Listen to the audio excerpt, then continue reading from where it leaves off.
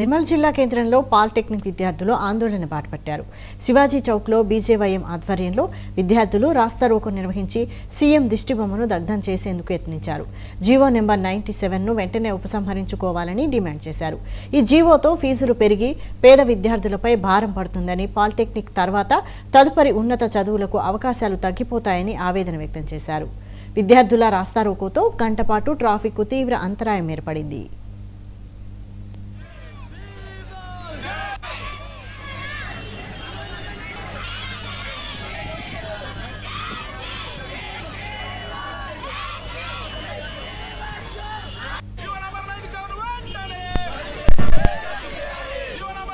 ఏదైతే GO number 97 ద్వారా శక్తి scheme తెచ్చిందో ఆ శక్తి స్కీమ్ని వెంటనే రద్దు చేసి పాత విధానం ఏదైతే ఎస్బిటి ఉందో ఆ విద్యా విధానాన్ని కొనసాగించి పాలిటెక్నిక్ విద్యార్థుల భవిష్యత్తు కాపాడాలని, వారికి ఉన్నత విద్య చదువుకునే అవకాశం కల్పించాలని, లేని పక్షంలో బీజేవైఎం ఆధ్వర్యంలో ఉద్యమం ఇంకా మరింత ఉధృతం చేసి విద్యార్థుల న్యాయం జరిగే వరకు పోరాటం చేస్తామని తెలియజేస్తున్నాం.